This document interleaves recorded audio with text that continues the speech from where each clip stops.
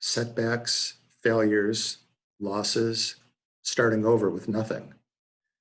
My grandpa Ed came to America with his older brother, younger sister, and parents, joining his older siblings who had left Europe a few years earlier, around 1900.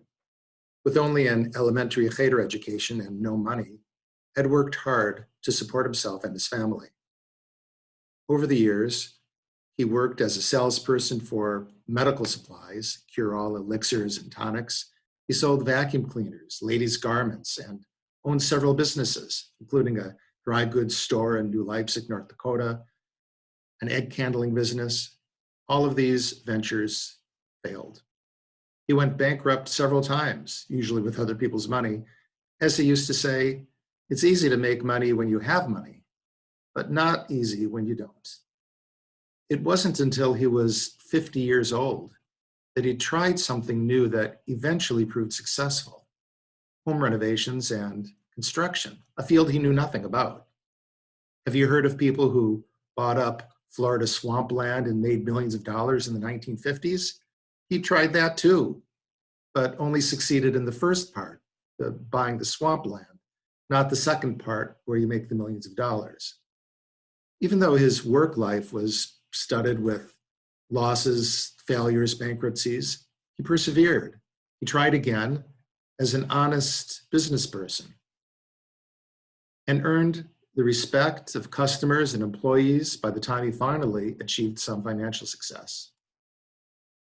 Far more important than his work and business life is his legacy. Ed and his wife Esther left behind 5 children, a couple dozen grandchildren, dozens of great-grandchildren, and many great-great-grandchildren, named after them and who remember them with admiration and who evoke their names with pride and with love. Our community comprises extraordinarily talented and successful people, as well as many more ordinarily successful people. Many of us have had our share of flops, failures, and fiascos. Right now is a particularly tough time, as some people have lost jobs or businesses, lost pay or income, lost retirement savings and other assets, or just don't know what's next. And some have recently had losses more important than even their livelihoods. Not everyone sees an infinite future for themselves filled with opportunity, but the wisdom of age and experience can serve us well in times of trouble. Helping when we can, being patient and understanding, not judging others, being helpful, finding the good.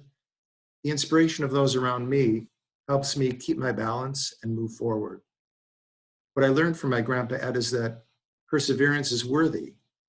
Random good things can happen, and that if you conduct yourself with integrity and kindness, that legacy will enrich you more than all the money in the world.